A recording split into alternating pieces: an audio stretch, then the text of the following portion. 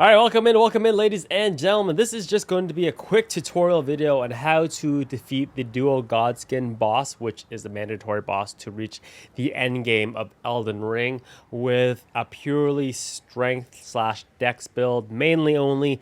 No summons, no magic, no ranged weapons. These guys took me about 6 hours to defeat with those limitations, but even though it was long, the payout was very gratifying. It was a straight dopamine hit. But first off, let's talk about the gear that you want to be using, mainly the weapon. I highly recommend that you pick up the Sword of Saint Trina. Upgrade it as much as you possibly can. I got it all the way to +9. +10 requires the Ancient Dragon Slate that I already used on a different weapon. But where you get this weapon is if you go to the region of Khalid. Let's zoom out here. It is actually very close to the Rotview Balcony Site of Grace. If you walk a little bit further east, look over where you'll see this bird. You see that little cavern down there. When you just go down there and then you can pick up the sword while you're there. So I highly recommend this weapon. It's gonna make the fight a lot easier. In terms of shields, I just recommend something with 100 physical resistance because you will be blocking a lot. This one, the brass shield, is upgraded quite a bit to +17, so it does have 64 guard boost. But so long as you have high physical resistance, I think you'll be good. You can even go with the carrion shield. In terms of armor, just wear whatever you can that gives you the most physical resistance, but allows you to still roll pretty accurately. You don't want to be fat rolling anytime in Elden Ring. So I actually, in my playthrough, I swapped over to the Lionel's armor, so I was still able to roll pretty quickly with it and just give me the biggest resistance I possibly could. But it's not a huge deal. All right, so now that we have the armor set as well as the weapons out of the way, let's talk about overall strategies for this boss fight. So it's a very unfair boss fight because there's two of them constantly attacking you. And even though they look kind of the same, we're just gonna, for simplicity's sake, we're gonna call one the fat one and then one the skinny one. They attack very often, and their second phase attacks, especially if you get to them, are hard to deal with when both of them are on the stage at the same time. So what I would recommend to you guys is that you will only attack the skinny one because his movesets are a lot more predictable. Hopefully we'll avoid the second phase altogether, but if you do get to it, it's a little bit more manageable than the fat one. The fat one's second phase is he jumps up in the air and does this roll attack, kind of like a milk tank at you. It's very difficult to dodge. It's extremely difficult to block, so I try to avoid him altogether. So what you want to do is when you enter the mist for the very first time, you want to run up to the skinny Godskin as quick as possible. At +9, I'm able to induce sleep at exactly 5 hits, so long as those hits are consecutive. If they are not consecutive, it may take you 1 or 2 more hits afterwards. So as soon as you see that the sleep effect has taken place, what you'll notice is that purple-ish mist will prop atop his head. He won't immediately fall asleep. What will happen is he'll finish whatever movement or attack that he's currently in the middle of, and once he's done that attack, then you can run.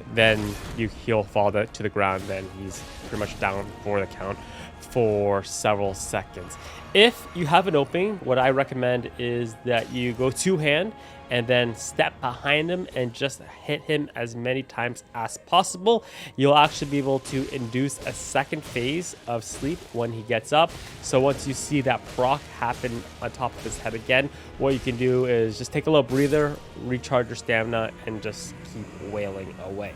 Sometimes you might have to aggro the fat one away from the skinny one just a little bit further, but in most cases I found that as you're attacking the skinny Godskin, the fat one pretty much leaves you alone. Alright, so that's the first step of this strategy. The next step, you kind of have options of what you want to do. While the first one, the skinny one, is asleep, you can try to induce sleep with the fat one as well, just to get a little bit of a head on damage because they share the same health bar. But unlike the skinny one, the fat one is a little bit more difficult to get consecutive attacks on because he does an AoE ring fire ability that he summons from the ground around him, and as well sometimes when you're hitting him he will just bounce his big belly outwards and he'll knock you back. It won't do damage, damage, but it'll just delay the buildup of sleep. So I recommend just wait for him to summon the second god skin onto the field and then the third god skin on the field. But if you are feeling a little bit rowdy and aggressive, you could try to induce sleep with him as well and just kind of repeat the same process the first time of just waiting for him to sleep. Make sure that you go behind them when you hit them. Do not go in front of them, because if you go in front of them, you'll start this animation where you try to critical hit them and then you don't get the same amount of hits, because once they hit the ground, they get some invincibility frames where you can't hit them anymore. So always strike them from behind. So yeah, that's the overall strategy for this fight. Hit the skinny one 5 times when he gets respawned in. Wait for him to fall to the ground. Once you see the proc of sleep effects above his head happen, make sure that you stop hitting him. Don't continue hitting him, because if you continue hitting him, it will cancel the sleep effect altogether and then just wail away when you have a safe distance away from the fat one. Just overall other strategies, like I said earlier, you want to try to avoid the second phases of both these guys' attacks. Not only because they are a little bit more erratic, as well, they only break the pillars around the columns of the arena during their second phases. So if you can avoid them breaking them altogether, it's just obstacles on the field that you can use to kind of act like a pseudo shield to block their long range attacks as well as their close range attacks.